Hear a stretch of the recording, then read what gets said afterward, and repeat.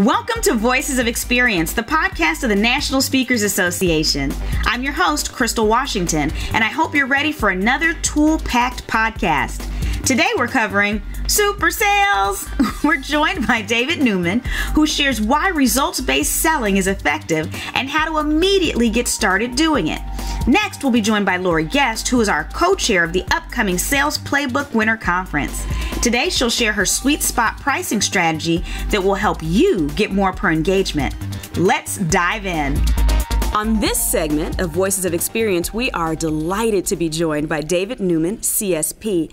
David's delivered over 600 paid programs since 1992, counts 44 of the Fortune 500 among his clients, and he's a member of the $1 Million Speakers Group. On top of that, if he's not busy enough, he hosts the iTunes Top 50 Business Podcast, The Speaking Show. Welcome, David. Thanks for joining us again on Voices of Experience. It is great to be back, Crystal. Thank you for having me. Yeah, and for anyone who doesn't know, David was actually a past host of Voices of Experience, so no pressure here. We're just going to have a good time and learn from his genius. So let's get right into it, David. My first question for you is, what is the difference between selling an outcome versus a program, and why should speakers even care? It's really important to understand, Crystal, that nobody buys a keynote, nobody buys a training, nobody buys a seminar, nobody buys a consulting package. They buy the outcome of what we do. So I always say, think about it with the following acronym, VIRO plus E. We are delivering value, impact, results, outcomes, that's VIRO, value, impact, results, and outcomes of our work, plus the E is the emotional payoff of what solving that problem means to that decision maker, that team, that company, those association members. If you can dial in what is the outcome of what you do after you've left the building? How are they better off? What capabilities and competencies have been transferred? What could they not do when you walked into the building that they can now do once you've left the building? You will dramatically increase your value in the market. You know, I think what's really valuable about what you just said is the difference between saying, I sell a light switch and I sell light. People know they need light. They don't necessarily care the method for getting that light. And so it sounds like that's what you're saying as speakers. And oftentimes we sell our features versus the benefits. And so this sounds like something where you're selling the solutions. Completely right. And, you know, another way to look at it is we need to sell the transformation, not the transportation. So sell the transformation of what you do, not the how do we get there. So if we're going to Paris, I don't want to hear about the Boeing 757. I don't want to hear about the Rolls-Royce engines that drive that thing. I want to hear about Paris. I want to hear about the Eiffel Tower, the hot croissants, the beautiful cafe au lait, sunrise over the Eiffel Tower. That's what we're selling. We're not selling the transportation of how we get there. So, okay, I'm sold. I'm sure everyone else who's listening is sold on this as well. So now that we are sold on outcomes and results selling, how do we get started? Do we need to completely overhaul all of our marketing materials? Yes. Okay. And anyone listening didn't want to hear that. I know. It's like, I hope he says no. I hope he says no. Crystal, the answer is no. We do not need to overhaul all of our marketing materials, but there are some key pieces that need some reflection. Okay. So think about, the first thing I would always tell someone is look at your website, look at your materials, look at your program descriptions, look at everything you're doing. How much is about you, I, me, and my centric marketing versus you, client, and audience centric marketing. Second thing, I would look at how you articulate what you do. Okay. You talk in terms of keynote seminars, trainings, or programs, bad. Okay. Or do you say things like, clients and audiences tend to hire Crystal when they're experiencing one or more of the following: pain, problem, circumstance, situation, trigger. You have to teach clients and audiences how and when to hire you. So symptomatic situational problems, and you can put that right on your homepage right now. Clients and audiences tend to hire, insert your name, when they're experiencing one or more of the following. This actually sounds like WebMD. When you have symptoms and you go online and you're looking and finally you see something that checks off all the boxes, and if you're a man, you actually realize that you have an issue with your cervix, and now you're confused. You are going to die. Right. Anytime you look on WebMD, it ends up being, I've got a little splinter under my fingernail. You're going to die. Right, with the Black Plague. But that's really important, right? So imagine if we go to your website and they go, oh my God, I'm so messed up. I'm so crazy. She's talking about me. Right. This is my problem. This is my team. This is my company. This is my leadership. This is my customer service issue. Now they know they have a problem, and they know that you, because you know the problem so well, we're automatically given credit for having the best, smartest solution. Oh my gosh, this is so brilliant. So here's the other question. How does pricing our services differ when we're selling results?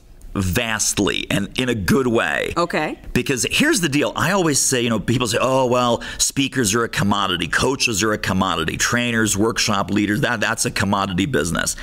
And I'll tell you, the marketplace does not commoditize speakers and experts. Speakers and experts commoditize themselves when they start talking about, here's my program, here's my keynote, here's my half day, here's my full day, here's my pricing, here's my rate. I call these spreadsheet speakers. You put them all on a spreadsheet, you look at all the fees on the bottom line, and you go, I think I'll pick the cheapest one, because they're all interchangeable parts. They're all completely replaceable with each other. Right. When you start doing outcome selling, number one, your value goes up because we're no longer pitching. We're really helping. We're no longer selling, we're actually serving. So when we come in with a trusted advisor positioning about, here's the problem, here's the situation, here's how you know when you need some help in this area, WebMD again, love that, then people will pay immense amounts of money to solve a problem, to cure cancer, to get out of horrible situation with their leadership, with their team, with their culture. Think in terms of urgent, pervasive, expensive problems that you solve, because that's what WebMD is all about, and that's what our marketing communication needs to be about too. I can think of no better closing than that. Thank you so much for joining us today, David Newman CSP. Thank you for being on my show. Now that you know how to get paid more by packaging your services based on results, let's discover how you can deliver even more value to your clients and increase fees through tiered pricing. On this episode of Voices of Experience, I am extremely excited to have Laurie Guest. Now, I'll tell you all in a little bit why I'm so excited, because her sweet spot pricing has made such a huge impact on my business. But since she developed the sweet spot pricing strategy, her income has increased by 28.7% without changing her marketing or sales strategies. Thank you for being with us today, Laurie. Happy to do it. Okay, so let's just dive right on in here. What is sweet spot pricing, and how could it benefit professional speakers? Well, the idea with sweet spot pricing is 3 tiers, 3 different options. And a lot of people think that it is very similar to your standard 3-tier, a basic, a deluxe, and a premium, and you push everybody to the highest level. And my system is different. Okay. It's called sweet spot for a reason. I push people to the middle package on purpose. And there's a whole strategy to doing this. Consumers are already conditioned to buy in the middle. Okay. And if you think of other things that you buy, like vacations or cars, you often put yourself right there in the middle package. And so there's some great strategies around that. Okay. Now, I will say, I told everyone listening that I would share something. My very first influence conference that I attended for NSA, I went to your sweet spot pricing course. I will say a month later, I made more than the amount back that I invested in the conference just by following your advice. So that is why I had to have you on here, because I know what value you offer. So So when we talk about the 3 different tiers, what are a few add-ons that speakers can add without necessarily having product or anything? How can you structure this pricing model? Well, one of the things I notice is that there's a lot of things we give away to our clients that they see as valuable, but maybe we haven't put a price tag on it. Mm-hmm. So I like to speak in metaphors. If you go and look at a new car, there's going to be a sticker in the window, and it's going to say that it comes with intermittent windshield wipers and 4 tires. Mm-hmm. Now, Crystal, when you bought the car, you were expecting to get those 2 things, right? Right. But the reason those bullets are on the sticker is because it justifies that big number in the bottom right-hand corner. Okay. It's the same thing with sweet spot pricing. Mm-hmm. In my basic package, I have 3 bullets, meaning 3 options. Okay. In the middle, I have 5. Okay. And in the big one, I have 7, 9, or maybe more depending on the proposal. Okay. No 2 proposals are identical. Okay. And it's really important that I listen to what the client wants and make sure that those bullets are worded in a way that makes them say, oh yeah, that's what we want. And so you asked for an example. There's things that we do, for example, maybe you interview clients in advance and you just do it to customize your program. Many speakers do that. Right. We wouldn't think of charging for it. It's part of our preparation. Right. Fine. It's your windshield wipers. Put it as a bullet. Okay. Same way with handouts. In my basic package, I provide a PDF and the client's responsible for copying it. Okay, that's not huge, right? 2 cents a piece for those copies. Right. In the basic program, they are pre-printed, professionally designed, and I provide them. Okay. And in the premium package, there might be a spiral-bound workbook. Okay. So we're going to make the price go up with each one because there's an added cost and also an added benefit in each of the ones. Ooh. And so we have actually developed 100 options. I call it my 100 pick list, and I'm going to give everybody access to that through your system, how you're giving people resources. All of the NSA members get it. Okay. That's right. And so it'll be 100 pick list of all the things that you're asking about, and people just look through it, decide what applies to your business and use it, or maybe dream up your own ideas. Wow. Okay. This is huge. Anyone who's listening to this who has never done this before, this has the potential to really change your business. I know personally because I still use this. Is there anyone that this pricing model would not work for? Oh, I'm so glad you asked me that question because yes, and it's important that veteran speakers hear this. There's 2 times when I think sweet spot doesn't work very well. Okay. And the first one is when you're bureau based. Okay. When you are doing bureau work, guess what? We are the 3 levels. So they're going to put in a 3-pack of speakers and they might have 3 different levels of speakers. They don't also want to have 3 different options within the speaker option. Right. And so bureaus just don't want to sell this way. So you are much better to have a flat number. Okay. And one thing I didn't say at the beginning of the interview that's key to all of this is, and I want everybody to hear this no matter what level you're at, when a lead calls you and says, Crystal, how much do you charge? I believe that if you answer that question, I don't even care what the number is. If you answer that question, one of 2 things happens. You either have overpriced yourself and missed an opportunity, or you underpriced yourself and left money on the table. The odds of you spitting out the exact number that that client wants to pay, well, I don't think that that's frequent. Okay. And so by saying instead of a flat number, I like to say, you know what, I think I have something for almost any reasonable budget. Why don't you tell me a little bit about your meeting? And that allows me to be the listener and know from experience whether I really am in the ballpark of your fee range or not. Right. Right? So that makes a huge difference. So bureaus do not want to do that. They want to give a flat number, and so bureaus doesn't work. Second group it doesn't work for is our extremely highly paid speakers. Okay. Because they are much more of a, look, my fee is X, and although they don't say this, let's be honest, the mindset is you either want me or you don't. This is the price you get from me. I'm not going to cut my price. I'm not coming for less. I'm not going to bend. And those speakers I've worked with or spoken to about this, they unanimously agree that this doesn't match their system and they feel they would lose money if they do it. Okay. Here's who it benefits.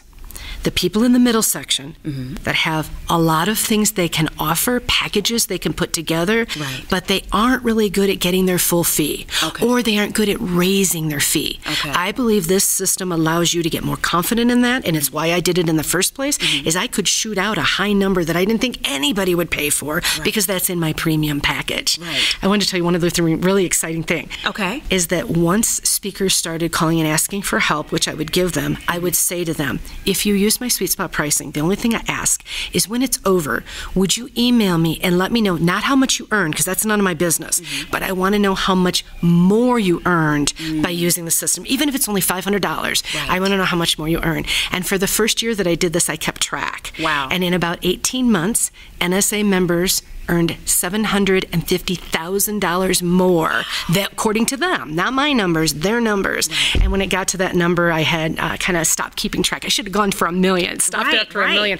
But my point is I believe that there are gap dollars. There's money to earn if you will try and use this system. Right. Well, and what I love about this is, I think there might be people that maybe they're unfamiliar with it, they haven't heard of it before, and they might be thinking, well, shouldn't your price be your price? But here's where this gets really valuable, and I've seen this in my own business, Laurie. What I've learned is that sometimes when it comes to quoting what the client wants, you can give the same talk, but you can add in additional things. And so if their budget is twice your fee, it's not about you giving the exact same thing you would give to someone for your normal fee, but if they've already budgeted, what are the add-ons you can create to make it an even better talk? Are there things that you can order? Can everyone get a copy of your book? So it's not even about charging people different prices for the same thing. It allows you to be more dynamic. And I think that's what could be missed. So I have to throw that out there, because anyone that's listening that's wondering, is this ethical? It definitely is, because now you can create more value for this client for their budget. Absolutely. And you can order that car with or without the hot leather seats, the hot seat warmers. You can decide. And if you have the budget to do it, you may say, I totally want the seat warmers. And that's how I see this. One of my other quick story is a member who will remain anonymous went to my class, and afterwards she made the call with me, and she said, I needed to tell you a story. She said, I have this report I do in my niche industry, and I've been giving it away for years because it comes really easy to me, and I thought it was a value add. So she saw it almost like a deluxe handout. Right. And she said, I just closed a deal, and she said, I put a price on the manual, and she said, they paid me $43,000. Wow. And I said, oh, that's a really good contract. How much more did you earn because of it? Because I thought she meant the whole contract was 43. Right. And she goes, no, I earned 43 just on what I'd been giving away. Wow. Because she didn't put value on it. And your clients, your industry is going to tell you what they value. Right. I've been shocked. One of my biggest shocks is I got paid one time a fee to just let them, I know we don't want to use this phrase, but it is, pick my brain about creativity for their meeting. Okay. And creativity comes naturally to me. Right. And they're like, we just don't have enough people coming to our meetings. What have you seen at other meetings? What ideas do you have? So I put that in the premium package, and they could pay me extra to have a 2-hour phone meeting with the committee, and they bought it. I would have done that for free in the past. Right. And you start to find your brilliance that has value. Oh my gosh, this is brilliant. So thank you for this. So my last question, I don't want to monopolize your time. When do you tell speakers not to use this system? Ooh, good one. I think the not is when you are extremely emerging and you just don't have anything yet other than your speech or your training or your consulting. You don't have a big enough store yet. So you have one pair of shoes at your shoe store and you really need about, 20 or 30 pairs of shoes to really open your doors and call it a shoe store. Okay. So I think it doesn't really work well for those people. I also think that you have to really learn my strategy. So in our short interview today, we don't have time to get into it, but in your resources, we are going to give them all the steps to doing this, because in the basic package, if you do not put a deterrent in there, a reason that the client doesn't want it, they will buy it all day long. And when I've worked with speakers who have done this, they come back and say they're disappointed because the client went with the basic package and they were obviously going for deluxe. Right. And if you called me, Crystal, and said that, the first thing I'd say to you is, tell me what your deterrent was in the basic package. And based on what you say, sometimes people are like, oh, I didn't put one in. There you go. Sometimes the deterrent was not the right deterrent. So again, remember, we don't want people to pick basic, so we have to do something that stops that. We want them to go, oh, deluxe is perfect, or if we have more money, we're going to find it and pay you the premium. But remember, the goal is sweet spot, right in the middle. Do you want to get Laurie's resource for implementing her sweet spot pricing strategy? Members can go to nsaspeaker.org/VOE podcast to download it right now. Also, Laurie is co-chair of our winter conference. If you want 100 times the information you received today on VOE, register for winter conference by visiting nsaspeaker.org/attend /winter 2020. Lock in the low rate now as the price increases this week on October 31st. Thank you for joining us for another Voices of Experience. Be sure to subscribe, like, and share this podcast. You can find us on your favorite podcast app, YouTube, and the National Speakers Association's various social media channels. Be sure to join us next week when we have two heavy hitters on to discuss how to make your talks more impactful.